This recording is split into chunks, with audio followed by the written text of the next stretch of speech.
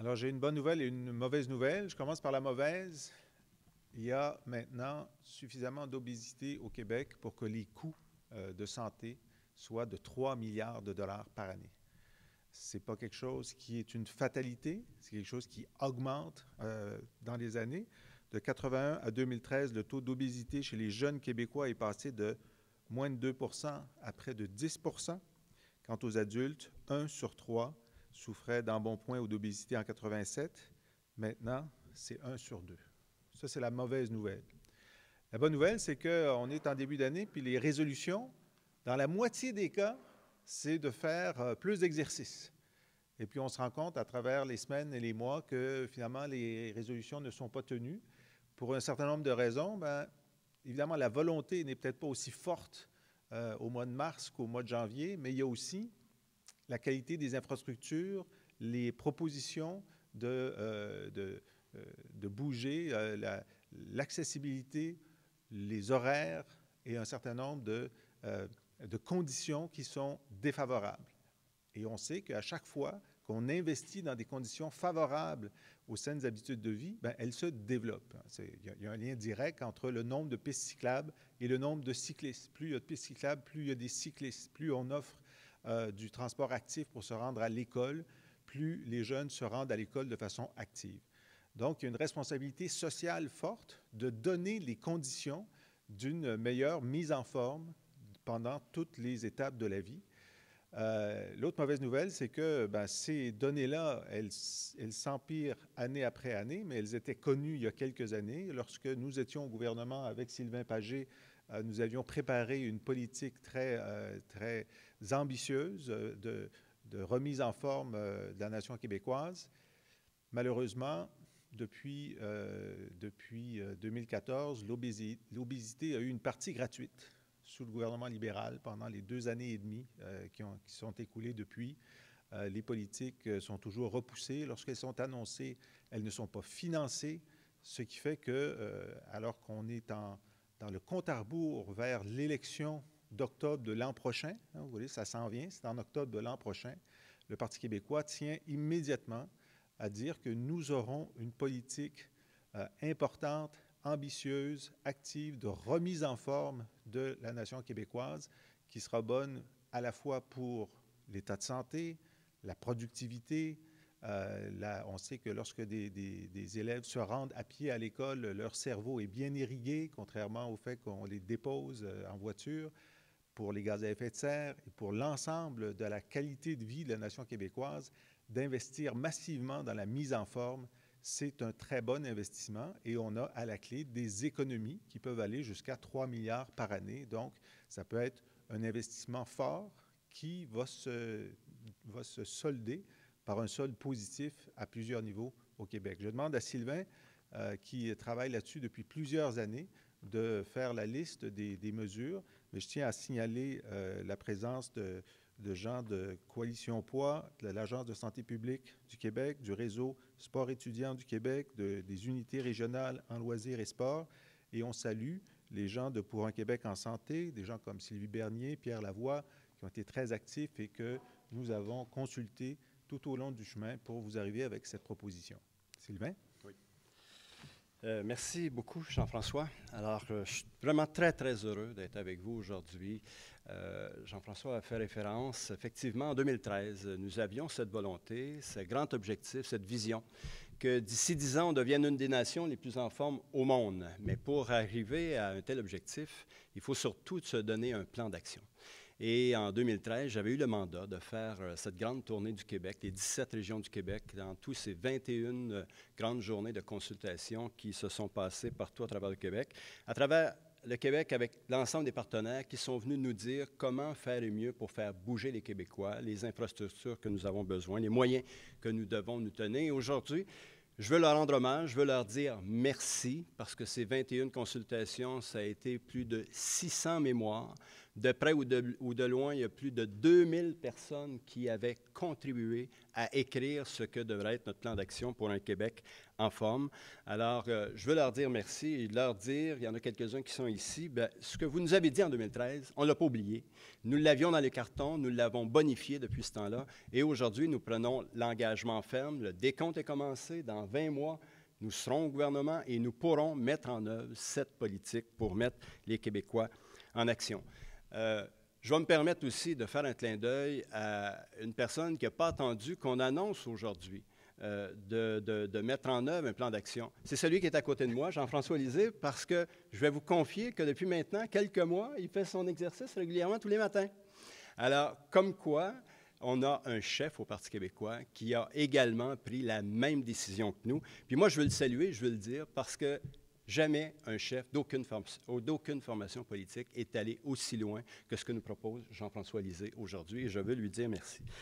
C'est une nouvelle approche santé, et pour ce faire, pour atteindre ce grand objectif, il faudra mettre des moyens concrets, il faudra les mettre en place. Le défi de la nation, c'est le défi essentiellement de faire bouger 1 heure par jour tous les Québécois, toutes les Québécoises. Et quand on dit un plan d'action du CPE jusqu'au CHSLD, personne ne sera laissé pour compte. Souvent, on a voulu présenter une politique strictement pour les écoles, mais nous allons beaucoup plus loin que cela.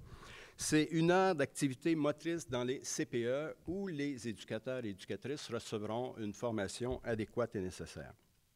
1 heure d'activité physique aménagée aussi dans les écoles, du primaire jusqu'au secondaire et également jusqu'au cégep, qui sera menée essentiellement sous l'autorité, sous la gouvernance des enseignants en éducation, enseignantes en éducation physique, que je salue aujourd'hui.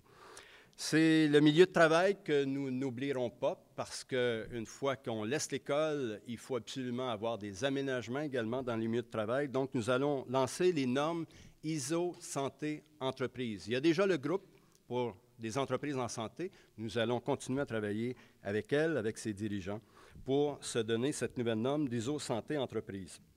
On n'oubliera pas aussi nos Autochtones, qui vivent dans des conditions particulières, et on sait qu'il y a des activités physiques, notamment traditionnelles, que l'on avait découvertes dans cette tournée du Québec et que nous voudrons mettre en valeur. Ça sera également un minimum d'activité physique et de loisirs aussi dans tous les CHSLD, dans tous les foyers pour personnes âgées. Pour être sûr que nous utiliserons les bonnes pratiques et qu'on puisse les mesurer correctement, on donnera un mandat de recherche également à des chercheurs et à des experts.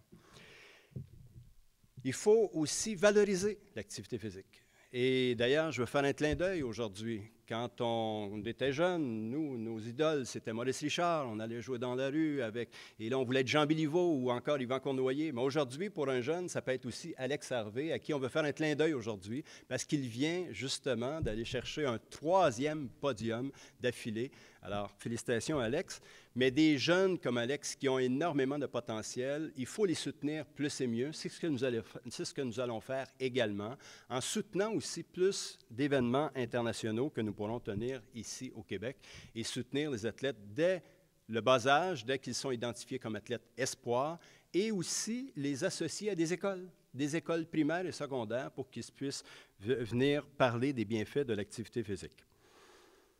Il y aura un vaste chantier d'installations sportives et récréatives. On voudra mettre en valeur plus et mieux également ce que j'appelle nos grands gymnases à air ouverte, parce qu'il y a un grand potentiel sur le grand territoire. Alors, avec les petites municipalités qui ne souvent pas les moyens d'avoir une piscine ou un aréna, évidemment, on pourra mettre en valeur nos grands gymnases à air ouverte. Plus de collaboration avec nos parcs régionaux, avec nos parcs nationaux, donc encore plus de mise en valeur de notre grand territoire québécois pour les activités de loisirs de plein air. Un vaste chantier d'infrastructure, on le fait occasionnellement, comme par hasard, souvent à la veille des élections, mais cette fois-ci, on veut qu'il soit permanent sur une dizaine d'années, chantier d'infrastructures sportives et récréatives partout à la grandeur du Québec, avec l'accessibilité universelle pour les personnes handicapées. Ça, on se les fait dire beaucoup dans notre tournée du Québec, effectivement, parce que souvent, ce n'est pas accessible, et pour les gens à faible revenu. Des gymnases conformes dans chaque école. Malheureusement, plusieurs de nos écoles ont été construites dans les années 50 ou 60 et n'ont pas de gymnase conforme. On veut s'assurer aussi, parce que nous aurons, c'est dans la proposition principale du Parti québécois, nous aurons une politique d'aménagement du territoire et de l'urbanisme. Nous allons nous assurer que le déploiement de ces infrastructures de zones piétonnières, de zones cyclables se fasse en conformité et en parallèle avec notre aménagement du territoire et de l'urbanisme. Et c'est important, le chef Jean-François l'a dit tantôt, en 1971, 80% des jeunes allaient à l'école de façon active. Aujourd'hui, c'est moins de 30%. C'est donc le tiers. Et tout cela, combiné à l'ensemble du rythme de vie que l'on a aujourd'hui, fait en sorte qu'il y a plus d'obésité, plus de gens qui sont pris avec des maladies comme le diabète. Alors aujourd'hui, ce qu'on vous propose, c'est très ambitieux. Nous allons également réfléchir avec une nouvelle politique également du loisir plus général, nous l'avons dit, mettre en valeur, mieux encadrer et mieux former aussi nos bénévoles. C'est centaines de milliers de bénévoles au Québec qui sont tout à fait indispensables, que l'on salue, que l'on remercie. Alors, c'est une nouvelle approche santé que nous vous proposons aujourd'hui. Le décompte est commencé. C'est pour plus de réussite éducative, c'est pour des gens plus heureux, des gens plus en santé, c'est pour une diminution également des gaz à effet de serre. Alors, ce sera pour un Québec qui sera en santé et nous nous le souhaitons tous et toutes. Merci. Excellent. Bonjour, Vicky Frégasso-Marquis, la presse canadienne. Je voulais vous demander, vous avez dit que le gouvernement libéral n'a pas fait grand-chose, si je comprends bien. Pouvez-vous m'expliquer ce qu'il aurait pu faire de plus? Bien, il aurait pu faire ça. Essentiellement, le travail de consultation avait été fait en 2013. Les organisations de santé, l'Institut national de santé publique, la santé publique du Québec, tout le monde sait quoi faire depuis quelques années. Il a manqué la volonté politique. Alors, ce qu'a fait le gouvernement Couillard en arrivant, comme sur bien d'autres dossiers, a pris ce plan d'action qui était prêt, l'a mis sur une tablette, et pendant 2 ans et demi, l'obésité a eu une partie gratuite au Québec. C'est ce qui s'est produit. L'automne dernier, la ministre Charbonneau a déposé un plan d'action gouvernemental avec 0 sous pour les 2 premières années. Donc, encore 2 années gratuites pour l'obésité. Alors, nous, ce qu'on annonce aujourd'hui avec Sylvain, c'est qu'un gouvernement du Parti québécois élu en octobre 2018 agira immédiatement pour faire reculer l'obésité et faire augmenter la forme de la nation. Sur la... Oui. Allez-y, excusez-moi. Si vous me permettez, juste une phrase. Bon, je pense que j'ai cette réputation d'être un politicien qui veut faire de la politique plus de collaboration que de confrontation. Et lorsque nous avions, à toute fin pratique, terminé le travail, j'ai tendu la main à Yves Bolduc, qui, au crédit de 2014, m'avait dit « Monsieur Vagé, vous avez fait un travail extraordinaire, le téléphone va sonner au mois d'août, on va travailler ensemble, on va la déposer cet automne, le téléphone n'a jamais sonné. » François Blais a répété la même chose au crédit de 2015, le téléphone n'a jamais sonné, et la même chose avec Sébastien Proulx. Alors, tous ces gens, ces 2000 personnes qui ont contribué à préparer cette politique, nous, on se dit, ça n'a pas de bon sens. Alors, allons de l'avant, manifestons déjà ce que nous voulons faire. Si on avait écrit ensemble, nous l'avons fait, mourir dans la dignité sans partisanerie, on aurait pu faire vivre en santé sans partisanerie. Nous l'avons fait, malheureusement, ils n'ont pas saisi la main tendue. Sur l'éducation, comment vous comptez faire ça pour que ça fonctionne dans une journée normale d'école, faire bouger les enfants 1 heure par jour? Oui. En fait, aménager 1 heure d'activité physique à l'école, ça peut commencer par le transport actif jusqu'au service de garde. Et là, il y a les cours de récréation, il y a l'heure du midi, et même à l'intérieur des classes, parce qu'il y a des expériences fort intéressantes, comme les vélos pupitres. On entend plein de projets et maintenant, les résultats sont clairement, les résultats sont probants. Et les études nous le disent, les profs nous le disent également. Alors, il y a plusieurs choses que l'on peut faire à partir de avant jusqu'après les classes, avec le parascolaire, et pendant les classes. Alors, 7 heures, mais on veut que ça se fasse avec des experts, avec des gens qui connaissent ça, et ce sont essentiellement des gens, les enseignantes et les enseignants en éducation physique. Je reviens avec une question sur le sujet d'aujourd'hui. Bon, vous dites que la consultation a eu lieu en 2013, en même temps que vous voulez en faire une priorité nation québécoise en santé. En même temps, en 2014, je ne sais pas vraiment la place finalement que cette notion-là a occupée dans la campagne électorale. Tu sais, j'ai l'impression qu'aujourd'hui, 4 ans plus tard, après la consultation, vous faites un appel. C'est quand même 4 ans plus tard.